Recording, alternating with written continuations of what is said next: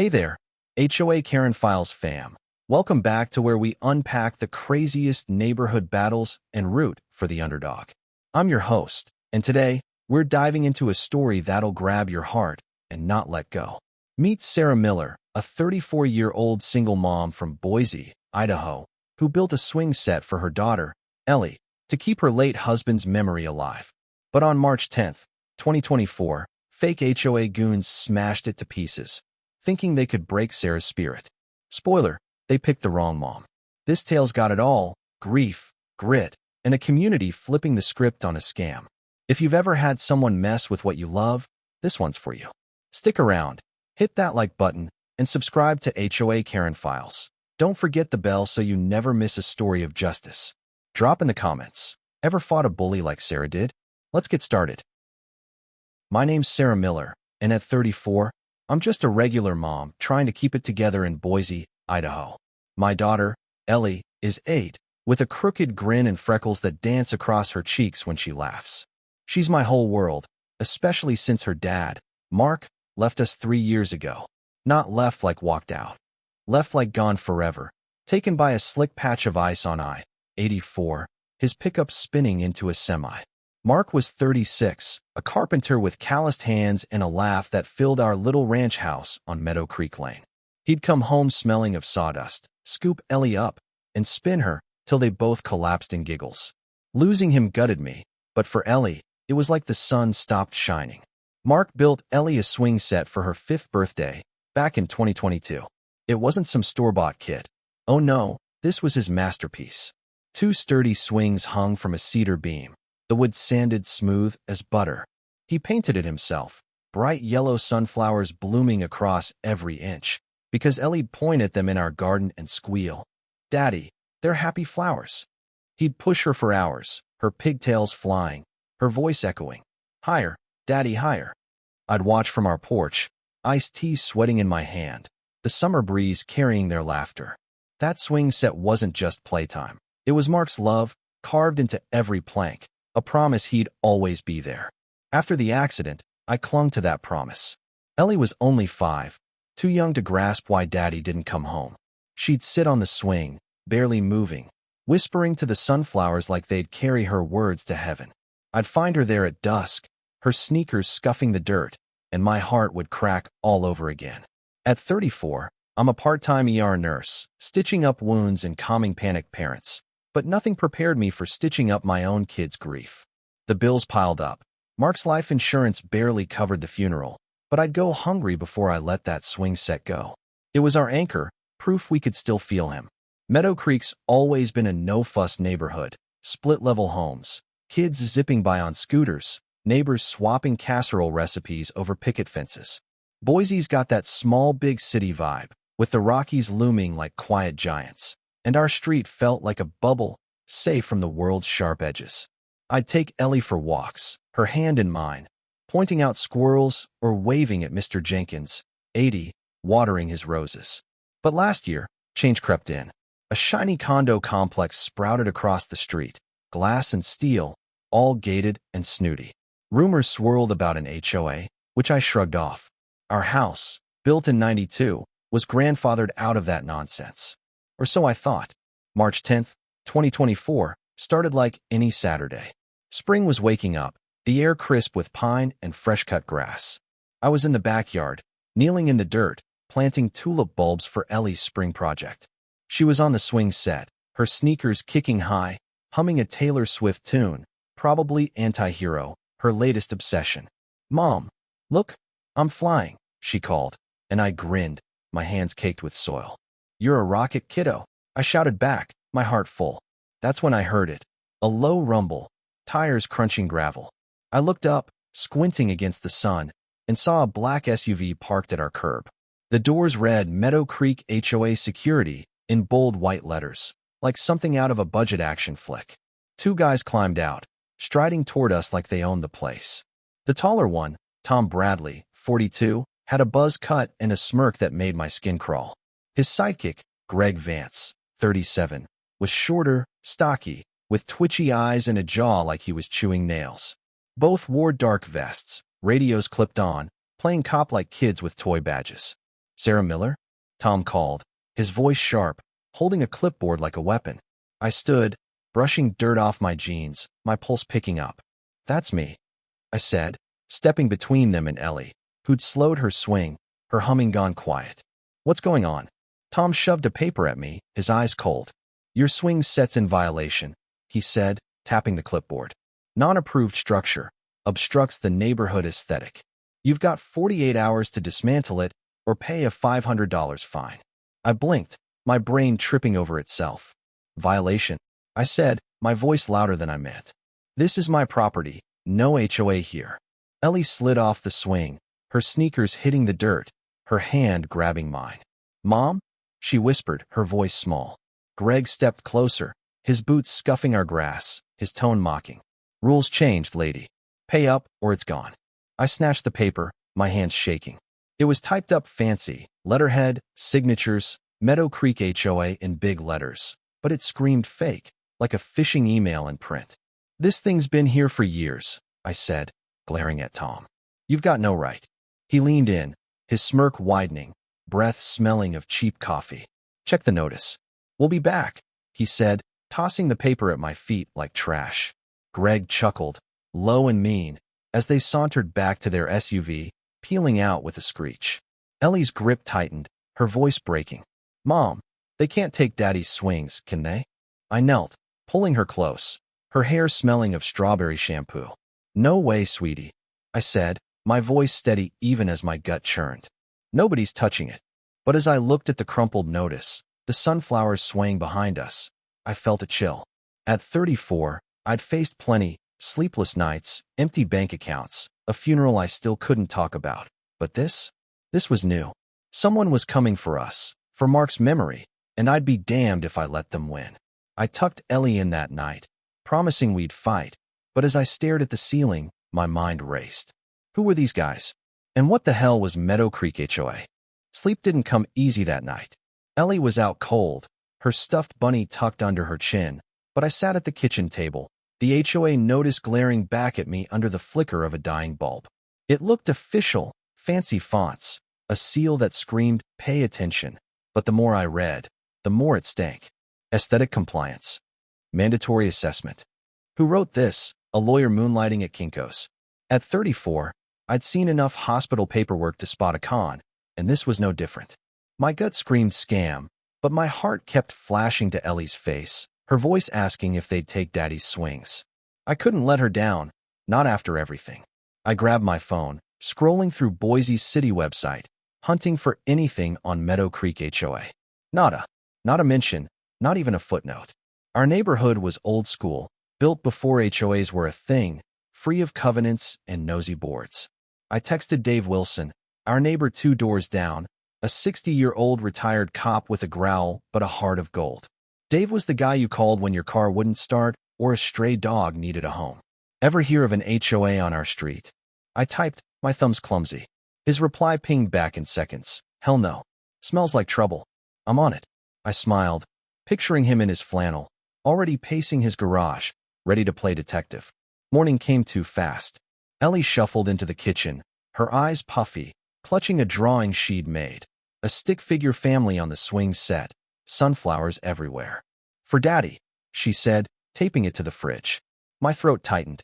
It's perfect, kiddo, I said, kissing her forehead, but inside, I was a mess. I had to fix this, but how?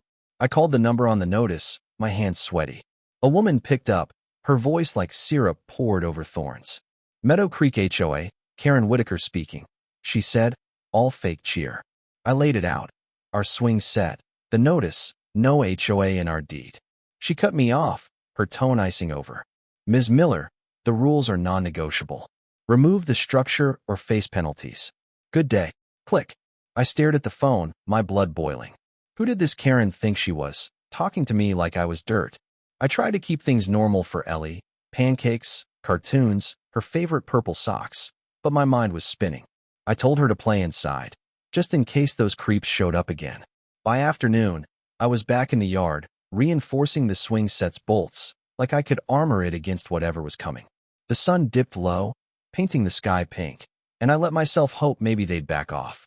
Maybe it was just a bluff, a one-off to scare us. I was dead wrong. Around 9:30 p.m., I was scrubbing dishes, the radio humming low, some old Garth Brooks tune, when a crash jolted me. It was sharp, like wood snapping, followed by a thud that shook my bones. I dropped a plate, ceramic shards scattering, and ran to the back door, flipping on the porch light. My breath caught.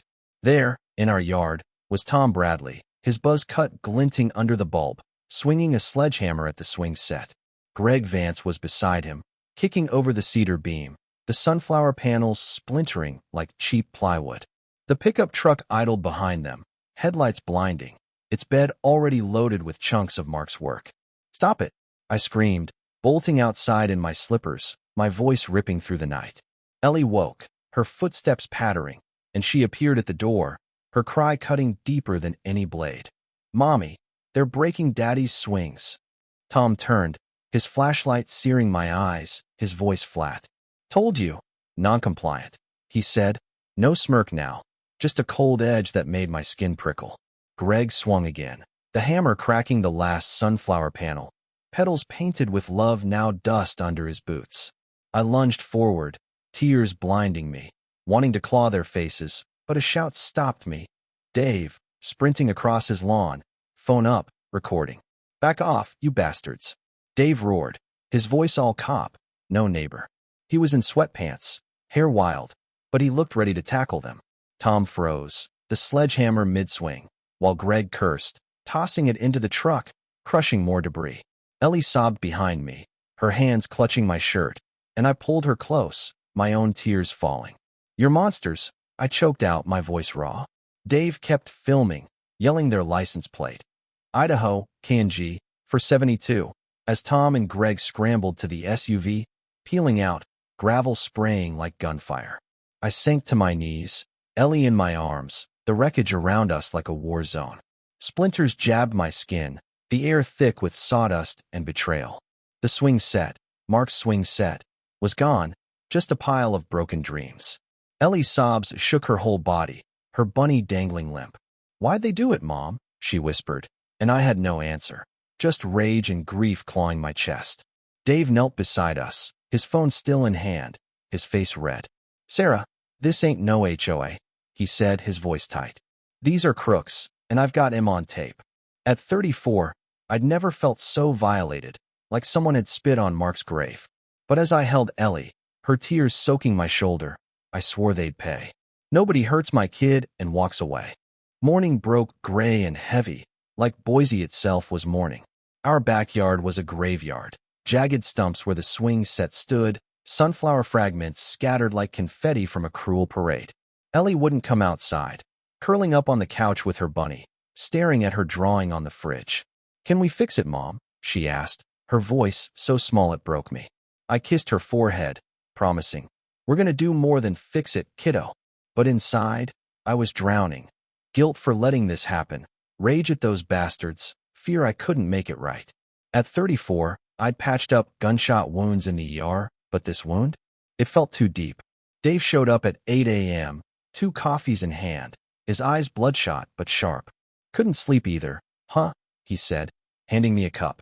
I shook my head, leading him to the kitchen, where I'd spread out the HOA notice, my laptop open to a dead-end Google search. "This is all I've got," I said, pointing to the paper. "No website, no records, nothing." Dave studied it, his cop instincts kicking in. "This ain't legit," he said, tapping the seal.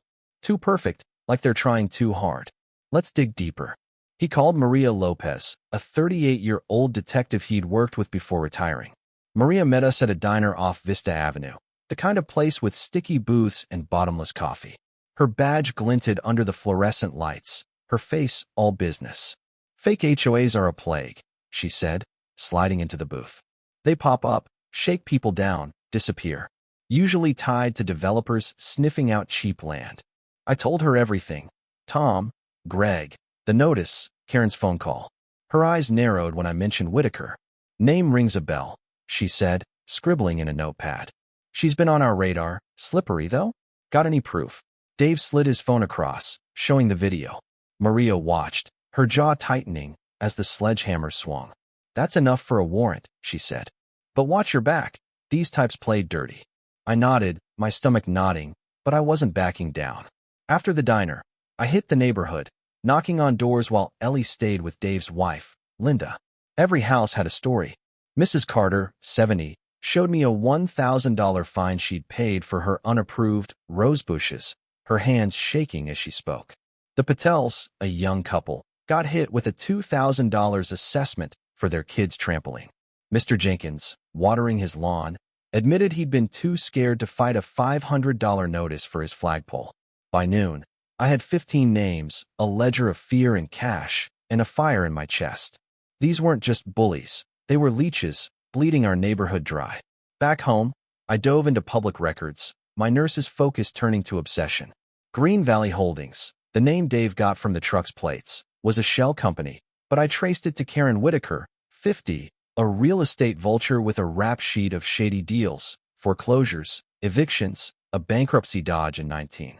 Her LinkedIn photo showed a fake tan, blonder than blonde hair, and a smile like a used car salesman's. She was buying up Meadow Creek lots dirt cheap, planning a strip mall with chain stores and a Starbucks. Our house, with its big lot and swing set view, was in her crosshairs, prime real estate for a parking lot. Dave called with a bombshell. A buddy at the courthouse leaked an email chain, Karen to Tom, dated a week before the attack. Miller's a holdout, swing set's an eyesore. Remove it, scare her out. Bulldozers by June. It read, with a winking emoji that made me want to scream. They'd targeted us, picked Ellie's heart to break, all for a payout. I showed Dave the list of neighbors, their fines totaling over $20,000. This is bigger than us, he said, his voice low. We need the whole street. That night, we packed Dave's living room, 20 neighbors, from the Patel's toddler to Mrs. Carter's cane. I stood by his fireplace, my hands trembling but my voice steady. They smashed my daughter's swing set, I said, holding up a splintered sunflower piece. Mark built it for her, and they laughed while they broke it. They're not HOA. They're thieves, and they're coming for all of us. The room erupted, voices overlapping, anger, fear, resolve. Mr. Jenkins slammed his fist on the coffee table. I'm done paying, he growled. The Patels nodded, their baby asleep on their shoulder. We're in, they said. At 34, I'd never led anything bigger than a shift at the hospital, but this was our war. The email changed everything. Knowing Karen targeted Ellie's swing set wasn't just a crime. It was personal, a knife twisted in our grief. Dave's video was our ace, catching Tom and Greg red-handed, their faces clear as day. I posted it online at midnight, my hands shaking as I typed. Fake HOA destroys girls' memorial swing set in Boise. This was my husband's gift to our daughter. Help us stop them. I tagged Kiwi News, Idaho Statesman, anyone who'd listen, and added hashtag Ellie Swings. By 6 a.m., it had 15,000 views, comments flooding in, heartbreaking. Those jerks need jail. My phone buzzed with texts, neighbors sharing it, strangers promising support. At 34, I'd never gone viral, but Ellie's story was a spark, and Boise was catching fire. We didn't stop there. The neighbors met again, this time at the Patel's house, their toddler scribbling on a protest sign. We planned a swing set rally for Saturday, right in our backyard, to rebuild Mark's gift, bigger, brighter, untouchable. Ellie was all in, sketching a new design. 2 swings, a slide, sunflowers everywhere, and a bench carved with "For Daddy." So he can watch me swing, she said, her eyes shining. I hugged her, tears prickling, and swore we'd make it real. Linda, Dave's wife, called her church group for lumber donations. Mr. Jenkins rounded up paint cans. The Patels hit up their cousins, who owned a hardware store. By Wednesday, we had enough for a fortress. Word spread like gossip at a PDA meeting. Local Facebook groups lit up, then Twitter, then TikTok. Kids lip-syncing to Sweet Caroline, with hashtag Ellie Swings captions. Kiwi News emailed, wanting to cover the rally live. Hell yes. I replied, my nurse's comm swapped for warrior mode. Ellie helped me make flyers, her crayons turning "Save Our Swings" into a rainbow. We taped them to every lamppost, mailbox, and coffee shop in Meadow Creek. By Friday, the rally was the talk of Boise. Radio stations hyped it, a food truck offered free tacos, even a country band signed up to play. I looked at Ellie, pasting glitter on a sign, and felt Mark's pride. "We're doing this, babe," I whispered, like he could hear. Saturday morning was magic. Clear skies, the Rockies gleaming like they approved. Our backyard transformed into a festival by 9 a.m. Over 300 people showed up, neighbors, strangers, a biker gang in leather vests who'd seen the video and hated bullies. Dave rigged speakers, blasting Johnny Cash, while volunteers unloaded cedar planks, nails, paint cans, donations from half the city. Ellie darted around, passing out brushes, her ponytail bouncing, her smile back after too long. I watched her, my heart swelling, as hammers pounded and saws buzzed. The new swing set took shape, taller beams, a sturdy slide, sunflowers so vivid they glowed like summer itself. I climbed a ladder, painting a sunflower, when Lisa from Kiwi tapped my shoulder, her camera guy ready. "Sarah, tell us why this matters," she said, mic out. I looked at Ellie, swinging on a half-built frame, and let it rip. "This was my husband's gift to our girl," I said, my voice cracking. "He's gone, but they thought they could erase him. They smashed our memories. But look at this, Boise's fighting back." The crowd cheered, tools raised like swords, and Lisa nodded, her eyes soft. "You're unstoppable," she said, and for once, I believed it. Then, drama, right on cue. At noon, that damn SUV rolled up, tires screeching.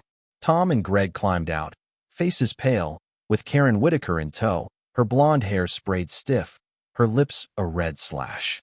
The crowd hushed, phones snapping pics, as Karen marched forward, a megaphone in hand. "This is illegal," she barked, her voice shrill. "Private property violation, disperse now." I jumped down, my boots hitting dirt, and faced her, my hands on my hips. "You're the criminal, lady," I said, loud enough for the cameras. "You broke my kid's swing set. Want to explain that?" The bikers stepped up, all muscle and ink, crossing their arms. Dave waved his phone, shouting, "Got your email, Karen. Bulldozers, huh?"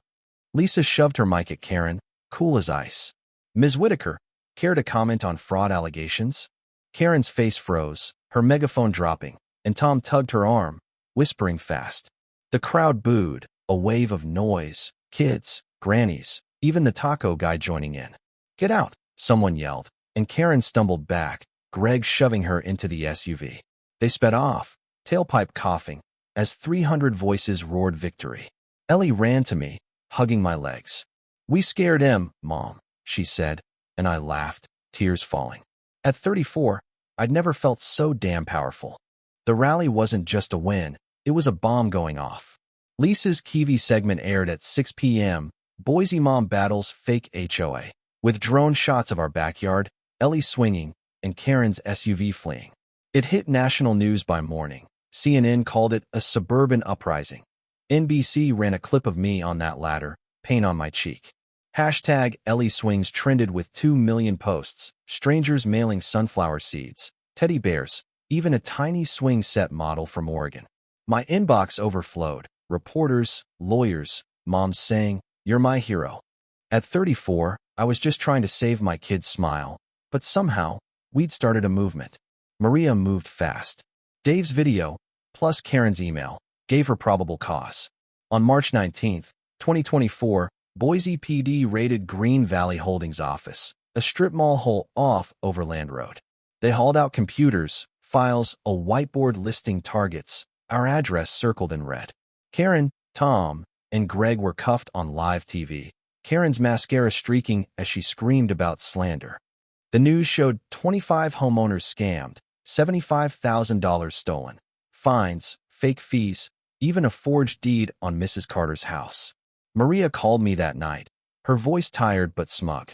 "We got him, Sarah. Racketeering, extortion, vandalism, they're done." The trial hit in April, a circus from day one. Boise's courthouse was packed, neighbors, reporters, even the bikers in the back, their boots thumping. I testified first, Ellie beside me, holding her sunflower drawing, now framed for the judge. "They didn't just break a swing set," I said, my voice steady, eyes on Karen. "They broke my daughter's heart, my husband's memory, our home." Ellie took the stand, her voice tiny but fierce. "It was Daddy's swings," she said, pointing at Tom and Greg. "You smashed them," and laughed. The jury, 12 locals, from teachers to mechanics, leaned forward, some wiping tears.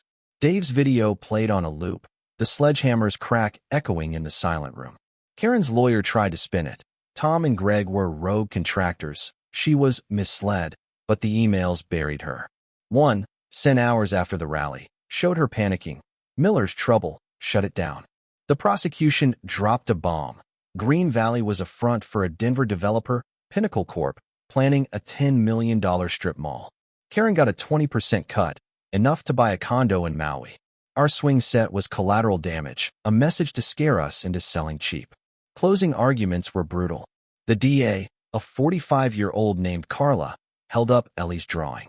"This isn't about wood," she said. "It's about a family, a community, a little girl who deserved better." Karen stared at the floor, Tom and Greg slumping. The jury deliberated 3 hours, guilty on all counts. Karen got 7 years for racketeering and fraud, Tom and Greg 4 each for vandalism and conspiracy, plus $100,000 in restitution. The judge, a grandpa type, looked at me as he banged the gavel. "Mrs. Miller, your daughter's lucky to have you," he said. I nodded, tears falling, Ellie's hand in mine. We didn't stop there. Pinnacle Corp settled out of court, coughing up $500,000 to avoid a class action suit. I split it, half to neighbors like Mrs. Carter, half to Ellie's Sunflower Project, a fund for kids to build memorials for lost parents. We broke ground that summer, 3 swing sets in Boise parks, each with a sunflower plaque. Our backyard swing set was finished by May, a beast of cedar and steel, slide included, a bench carved with "For Mark, Forever." The city named it Ellie's Park, a bronze sign glinting at the gate. Neighbors threw a bash, barbecue, live music, kids swinging till midnight, sunflowers blooming like a promise kept. Karen's strip mall? Dead in the water. Meadow Creek stayed ours, messy lawns, loud kids, and all. I'd sit on Mark's bench at dusk, Ellie soaring on the swings, her laughter carrying over the pines. "You see this, babe?" I'd whisper, picturing his grin. At 34, I'd fought the fight of my life, not just for Ellie, but for every family told to bow down. The fund grew, letters pouring in from moms, dads, kids who'd lost someone, saying our story gave them hope. Boise passed a law, Ellie's Act, cracking down on fake HOAs, with Idaho's governor citing us at the signing. Grief still hit, finding Mark's old hammer in the garage, Ellie's quiet nights. But we'd built something bigger. The swing set wasn't just wood. It was us, unbroken, swinging higher. I'd watch Ellie, her sneakers kicking the sky, and know we'd won. Not just justice, but joy, the kind Mark always wanted for her. At 34, I learned you can lose everything and still fight like hell and win. Wow, what a ride. Sarah and Ellie turned a smashed swing set into a symbol of hope, taking down a fake HOA and lifting up Boise. That's the kind of fight that makes you want to cheer, right? If Sarah's story hit you hard, drop it in the comments. Have you ever stood up to a bully like Karen? I'm reading every single one, so let's talk. Here at HOA Karen Files, we're all about real people winning big. So smash that like button, hit the bell, and subscribe to catch every story of scammers getting schooled. Next week, we've got another banger. Think nosy neighbors, shady cops, and justice sweeter than Idaho huckleberries. Can't thank you enough for watching, you legends. Let's keep this community growing and keep fighting for what's right. Share this with someone who needs a win today, and I'll see you in the next one. Peace out.